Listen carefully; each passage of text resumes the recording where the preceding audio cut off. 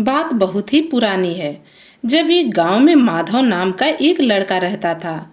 माधव का इस दुनिया में कोई नहीं था। उसके माता पिता की मृत्यु बचपन में ही हो चुकी थी। एक दिन माधव घूमता फिरता एक बड़े से बगीचे में जा पहुंचा और एक पेड़ के नीचे जाकर सो गया। सोते ही माधव को गहरी नींद आ गई। दोपहर का समय था।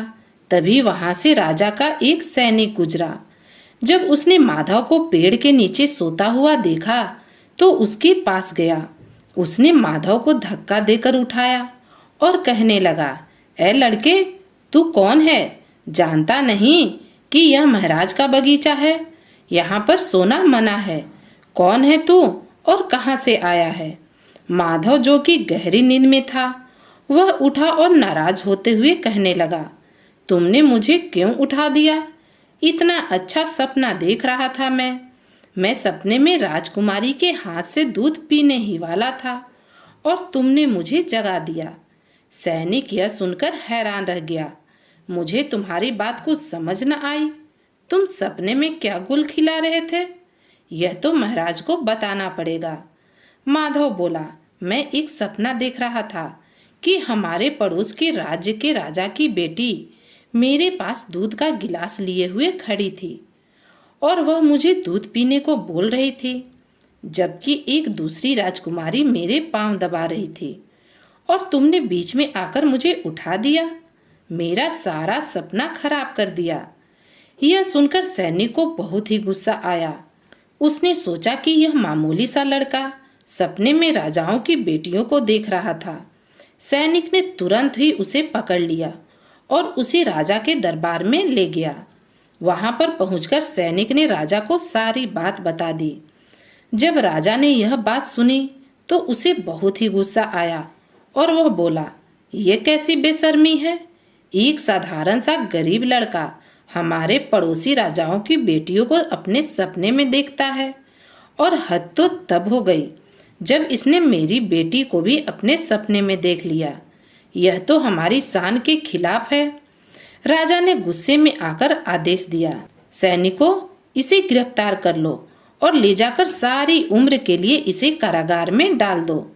अब यह अपने सपनों के साथ कारागार में ही रहेगा। सैनिकों के आदेश पर माधव को कारागार में डाल दिया गया। माधव को रोज सिर्फ एक वक्त की रोटी और एक कटोरी पानी दिया जाता, जिससे कि ना तो वह ठीक से जी सकता था और ना ही मर सकता। कारागार में बैठा हुआ माधव अक्सर वहां पर पहरा दे रहे पहरेदारों से बातें करता रहता। एक दिन ऐसा हुआ कि माधव को ना तो रोटी मिली और ना ही पानी। वो भूखा प्यासा बैठा हुआ था। उसने बाहर खड़े हुए पहरेदार को देखा तो वह भी उदास था। माधव ने पूछा, क्या हुआ भाई? क्या राजा का कोई रिश्तेदार मर गया जो तुम इतने उदास हो? पहरेदार बोला, मरा तो कोई नहीं, लेकिन पड़ोसी राज्य का राजा हमारे राजा को एक संदेश भेजा है और संदेश में उसने कहा है कि अगर हमारे राजा ने उसके एक सवाल का जवाब न दिया तो वह हम पर हमला कर देगा। और सारी दुनिया जानती है कि पड़ोसी राज्य की सेना हमसे कहीं ज्यादा बड़ी और ताकतवर है। हमारी सेना उसका मुकाबला भी नहीं कर पाएगी। माधव ने कहा, अच्छा, तो फिर राजा ने क्या किया? सैनिक बोला, राजा ने अपने दरबार में बड़े बड़े विद्वानों और पंडितों को बुलवाया, लेकिन किसी के पास भी उस सवाल का कोई जवाब नहीं। इसी वजह से सारा राज्य दुखी है और महाराज भी। माधव बोला, अरे, लेकिन ऐसा कौन सा सवाल है जिसका उत्तर कोई नहीं दे पा रहा? जरा मुझे भी तो बताओ। सैनिक ने सवाल बताया, 3 डंडे हैं, तीनों की लंबाई और मोटाई बराबर है। वह एक ही पेड़ की एक ही शाखा से बने हैं। पड़ोसी राजा ने पूछा है कि इन डंडों में से शाखा का अगला हिस्सा कौन सा है और बीच वाला कौन सा और सबसे नीचे वाला कौन सा? सभी डंडे एक जैसे हैं, इसलिए किसी को कुछ भी पता न चल रहा। इसी वजह से राजा उदास है। अब तक किसी के पास इस सवाल का कोई जवाब नहीं। माधव ने कहा, अरे, यह तो बहुत ही आसान सा सवाल है, इसे तो मैं अभी हल कर सकता हूँ। यह सुनकर पहरेदार खुश हो गया और तुरंत जाकर राजा को सारी बात बता दी। राजा ने कहा, अच्छा, उस कैदी को जवाब मालूम है तो उसे जल्दी से दरबार में लेकर आओ। सैनिक माधव के पास गया और कहा, चलो, तुम्हें राजा ने बुलाया है और दरबार में चलना है। माधव बहुत ही चालाक था। उसने कहा, नहीं, मैं ऐसे नहीं जाऊंगा। सैनिक ने पूछा, अरे, तो फिर कैसे जाओगे? माधव ने बोला, मैं तो राजा के जैसे कपड़े पहनकर घोड़े पर सवार होकर पूरे नगर का चक्कर लगाऊंगा। उसके बाद राजा की गद्दी पर बैठकर ही अपना जवाब दूंगा। अगर राजा साहब को यह मंजूर हो तो मैं जाने को तैयार हूँ। सैनिक ने जाकर माधव की यह बात राजा के सामने कह दी। यह सुनकर राजा को तो पहले बहुत ही गुस्सा आया कि एक साधारण सा कैदी इस तरह की शर्त कैसे रख सकता है, यह तो मेरा अपमान है। लेकिन फिर राजा ने थोड़ा सोचा और समझा कि उसके पास कोई और चारा नहीं, क्योंकि अभी तक तो कोई भी उसे इस सवाल का जवाब नहीं दे पाया था और फिर पड़ोसी राजा का खतरा भी सिर पर मंडरा रहा था। आखिरकार राजा ने गहरी सांस लेते हुए कहा, अगर उसे लगता है कि वह इस सवाल का जवाब दे सकता है तो वह जैसा कहता है वैसा ही करो। फिर क्या था, जैसा माधव ने कहा वैसा ही हुआ। उसे अच्छे कपड़े पहनाए गए और घोड़े पर बिठाकर पूरे नगर का चक्कर लगाया गया। इसके बाद माधव को राजा की गद्दी पर बिठा दिया गया। माधव ने कहा, अब मेरे पास 3 डंडे और एक पानी का टब लेकर आया जाए। सैनिक उसी समय 3 डंडे और पानी का टब लेकर आ गए और उसके सामने रख दिया। माधव ने उन्हें ध्यान से देखा और फिर बिना समय गंवाए उन पर निशान लगा दिए। फिर उसने पड़ोसी राज्य से आए हुए सैनिकों को बुलाया और कहा, इन डंडों को अपने साथ ले जाओ और अपने राजा को बता देना कि मैंने इसका हल कर दिया। इतना कहकर माधव चुपचाप कारागार में वापस चला गया। सभी लोग यह देखकर हैरान थे। जब माधव कारागार में वापस आ गया तो पहरेदार ने उससे पूछा, तुमने इतनी जल्दी इस सवाल का हल कैसे ढूंढ लिया? माधव बोला, यह तो बहुत ही आसान था। यह डंडे बेर की लकड़ी के बने हुए थे। मैंने उन्हें पानी में डालकर देखा तो पानी में डालते ही उन डंडों पर लगाया हुआ रंग कुछ फीका पड़ गया और मुझे उनमें अंतर समझ आने लगा। फिर जब मैंने उन्हें एक के ऊपर एक करके जोड़कर देखा तो साफ पता लग गया कि जिस शाखा से वह बने हुए थे उसका अगला हिस्सा कौन सा था और बीच वाला कौन सा और पीछे वाला कौन सा। इस बात की पहचान करने के लिए मैंने हर एक लकड़ी पर निशान लगा दिए। बेर की लकड़ी ऊपर से नीचे तक एक ही जैसी दिखती है, इसलिए देखने में कोई फर्क समझ नहीं आता, लेकिन पानी ने सब सच बता दिया। अब माधव की चतुराई देखकर पहरेदार दंग रह गया। माधव ने जो निशान लगाए थे वो बिल्कुल सही थे। अब पड़ोसी राज्य के राजा ने जब डंडों को देखा और जांचा तो वह भी मान गया कि जवाब तो बिल्कुल सही है और इस तरह से उसने हमला करने का इरादा छोड़ दिया और राज्य में शांति बनी रही। हालांकि इस पूरे मामले के बाद भी माधव को कारागार से रिहाई नहीं मिली थी। कई दिनों तक वैसे ही कारागार में वो कैद रहा और फिर एक दिन ऐसा हुआ कि माधव को ना तो रोटी मिली और ना ही पानी। बाहर खड़ा हुआ पहरेदार काफी चिंतित दिखाई दे रहा था। माधव ने पूछा, आज फिर से राजा को कौन सी परेशानी आ गई? पहरेदार बोला, आज एक नया सवाल आया है। एक जैसी 3 घोड़ियां भेजी हैं। वे तीनों देखने में बिल्कुल एक जैसी है, एक जैसा रंग, एक ही कदकाठी और एक ही चाल। सवाल यह है कि उनमें से नानी कौन है, माँ कौन है और बेटी कौन सी है? अब माधव बोला, बस इतनी सी बात, यह भी कोई मुश्किल सवाल नहीं। पहरेदार ने कहा, क्या सच में तुम्हें इसका जवाब पता है? माधव बोला, हाँ, अगर मुझे राजा फिर से वैसे ही ले जाने की इजाजत दे जैसे पिछली बार ले गया था तो मैं इस सवाल का जवाब दे सकता हूँ।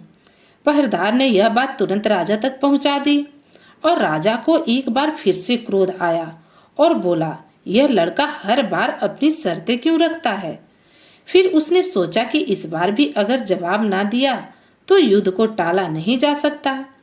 जब कोई दूसरा उपाय समझ में नहीं आया तो राजा ने कहा, वैसा ही करो जैसा वह कहता है। और फिर एक बार फिर से माधव को राजा जैसे कपड़े पहनाए गए, घोड़े पर बिठाया गया और पूरे नगर में उसे घुमाया गया। लोग फिर से हैरानी से देख रहे थे कि आखिर यह साधारण सा कैदी कौन है जो बार बार राजा की तरह सम्मान पाता है। घूमने के बाद माधव को महल के एक मैदान में लाया गया।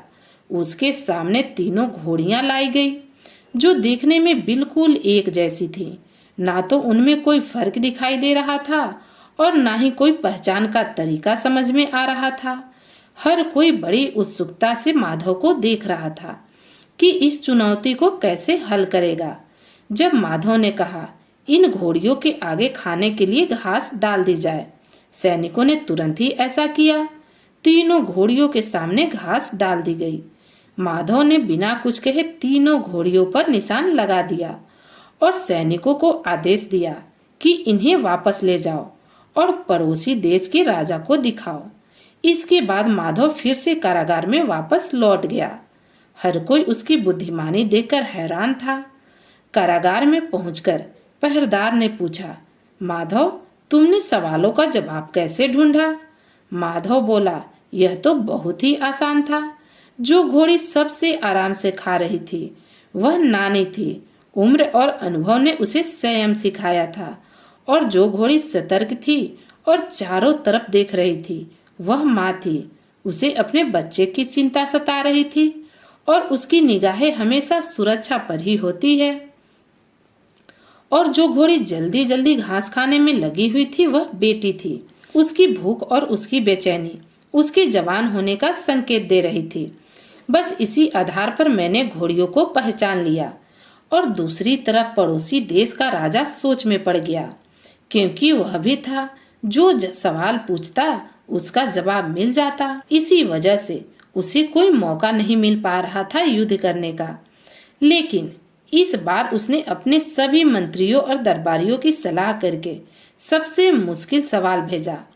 इस बार का सवाल सुनकर राजा बहुत ही उदास हो गया, क्योंकि इस बार का सवाल वाकई बहुत कठिन था। एक बार फिर से कारागार में बैठे हुए माधव को उस दिन खाना और पानी नहीं मिला। माधव ने पहरेदार से पूछा, क्या बात हो गई? क्या फिर से कोई गड़बड़ हो गई?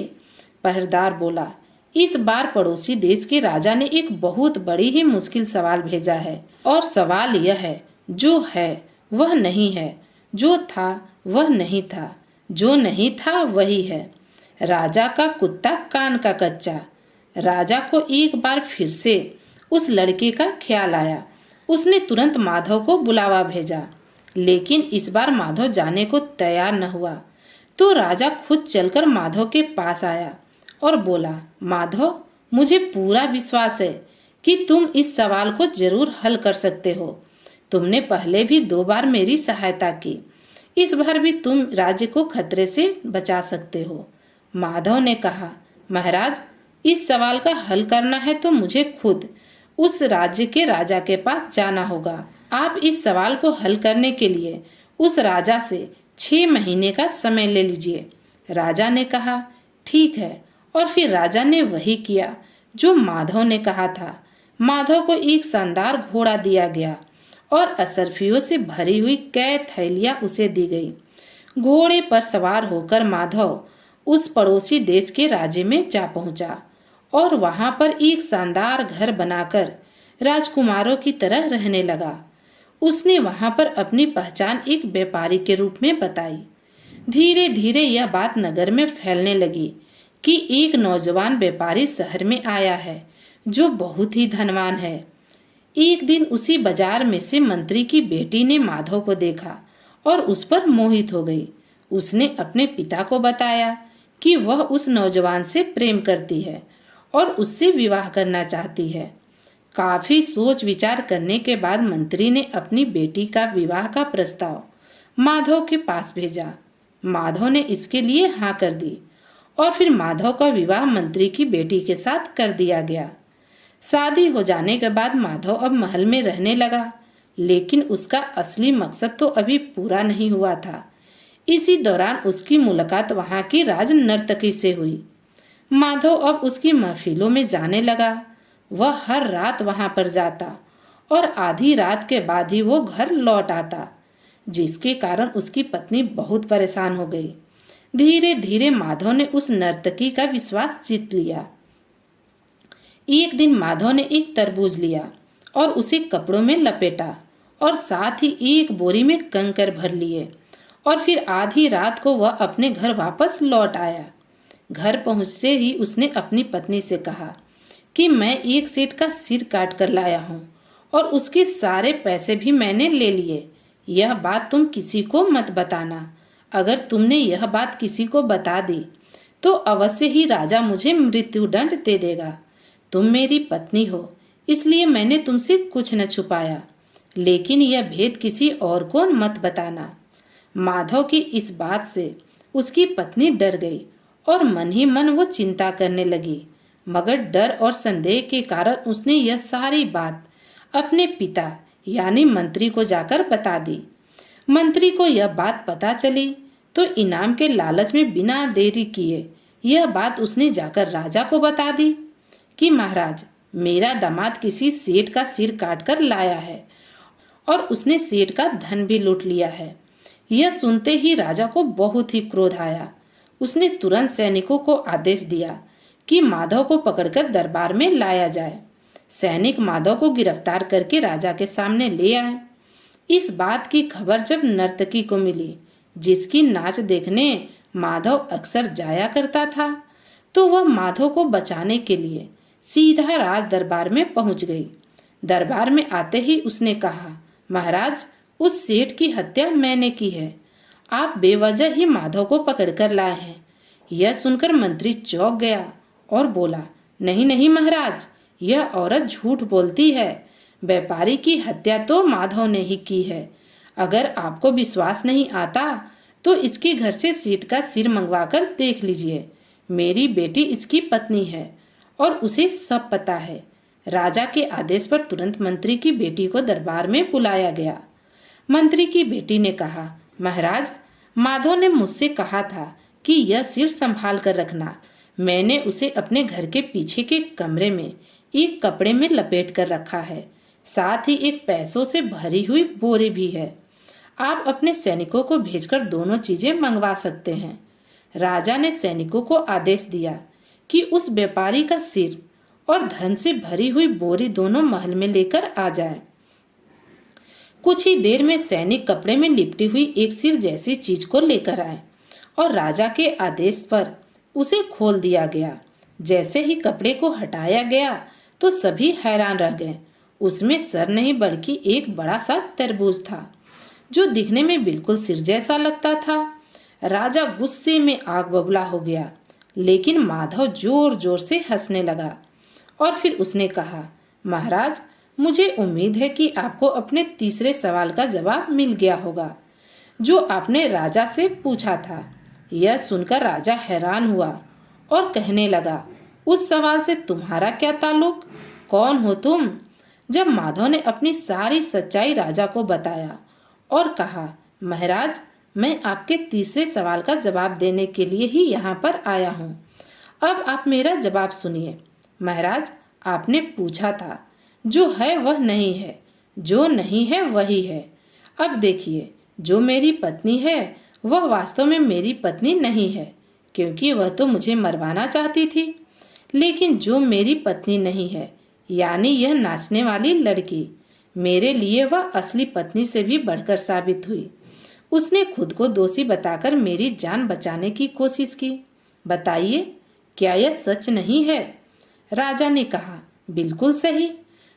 माधव ने कहा, आपका दूसरा सवाल यह था, जो था वो नहीं था और जो नहीं था वही था। इसका मतलब यह है, जो सिर समझा जा रहा था वह वास्तव में सिर नहीं था, बल्कि तरबूज था, और जो असली सिर था वह तो कभी था ही नहीं। राजा माधव की बातों से सहमत था और हैरान भी। उसने कहा, बिल्कुल ठीक बात है नौजवान। इसके बाद माधव फिर से बोला, महाराज, आपने आगे पूछा था कि राजा का कुत्ता कान का कच्चा, तो वह खड़ा है ना महाराज, आपका मंत्री। आपके सामने। वह आपका कुत्ता इतना कानों का कच्चा है कि अपनी बेटी की बात मानकर वह अपने दामाद को मरवाने चला था, और वह भी सिर्फ इनाम हासिल करने की खातिर। उसने एक बार भी सच्चाई जानने की कोशिश न की, ना ही मुझसे आकर पूछा कि माजरा क्या है। तो बताइए महाराज, क्या मेरी बात सही है? राजा बोला, बिल्कुल सही। माधव की चतुराई और उसकी अक्लमंदी देखकर राजा बहुत ही प्रसन्न हुआ और उसने कहा, माधव, मैं तुम्हारी इस समझदारी और तुम्हारी दूरदर्शिता से बहुत खुश हूँ। मैं चाहता हूँ कि अपनी बेटी की शादी तुमसे करवा दूँ और साथ ही अपना राज्य भी तुम्हें सौंप दूँ। और फिर राजा ने अपनी बेटी की शादी माधव से करवा दी और अपना आधा राज्य उसे दे दिया। जब माधव वापस अपने राज्य लौटने लगा तो मंत्री की बेटी उससे माफी मांगने लगी, लेकिन माधव ने कहा, जो तुमने किया उसका फल तुम्हें भोगना पड़ेगा। अब तुम मेरे महल में मेरी नौकरानी बनकर रहोगी। इसके बाद माधव ने उस राजा से कहा, महाराज, मैं एक बार जाकर अपने राज्य के राजा से मिलना चाहता हूँ। पड़ोसी देश के राजा ने कहा, जरूर जाओ बेटा, लेकिन अब तुम कोई साधारण आदमी नहीं हो, तुम मेरे दामाद हो और इस राज्य के उत्तराधिकारी भी हो, इसलिए तुम एक राजा की तरह जाओगे। और फिर माधव को पूरी शानो शौकत और सेना की एक टुकड़ी के साथ रवाना किया गया। जैसे ही वह अपने राज्य के पास पहुंचा तो राजा को इसकी खबर मिली। उसने सोचा कि पड़ोसी देश का राजा अपनी सेना के साथ उस पर हमला करने वाला है। वह डर गया। उसने तुरंत अपने एक दूत को भेजा। दूत ने जाकर कहा, कृपया कर आप हमारे राज्य पर हमला मत कीजिए। अगर आप चाहते हैं तो हमारा राज्य आधा ले सकते हैं और राजकुमारी का विवाह भी आपके साथ किया जाएगा। क्या आपको यह प्रस्ताव मंजूर है? बस आप हमें क्षमा कर दीजिए। माधव ने कहा, मैं यहाँ पर हमला करने के लिए नहीं आया हूँ। यह तो एक बहुत बड़ी गलत फहमी है। दूत ने वापस जाकर सारी कहानी जब राजा को बताई तो राजा ने राहत की सांस ली और उसने कहा, अगर ऐसा है तो ऐसे अक्लमंद और बहादुर आदमी से मैं अपनी बेटी का विवाह करना चाहता हूँ और उसे अपना आधा राज्य भी सौंप दूंगा। इस तरह माधव ने अपनी बुद्धिमानी से दोनों राज्यों के बीच शांति स्थापित करवा दी और उसका विवाह दो दो राजकुमारियों से हो गया। इसके बाद माधव ने उस सैनिक को बुलाने का आदेश दिया जिसने उसे बगीचे में सोता हुआ जानकर गिरफ्तार किया था। जब वह सैनिक आया तो डर के मारे कांपने लगा। उसे लगा कि अब माधव राजा बनने के बाद अवश्य ही उसे उस दिन की हरकत के लिए सजा देगा। लेकिन माधव ने मुस्कुराते हुए कहा, डरो मत सैनिक, तुमने तो उस दिन मेरे सपने को सच करने में मेरी सहायता की। अगर तुम मुझे पकड़कर राजा के सामने नहीं लाते तो आज मैं इस मुकाम तक नहीं पहुंचता। हर इंसान की किस्मत उसके कर्मों से बनती है।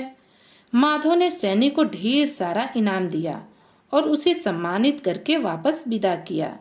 इस तरह से माधव की अक्लमंदी ने उसे राजा बना दिया। दोस्तों, कहानी यहीं पर समाप्त होती है।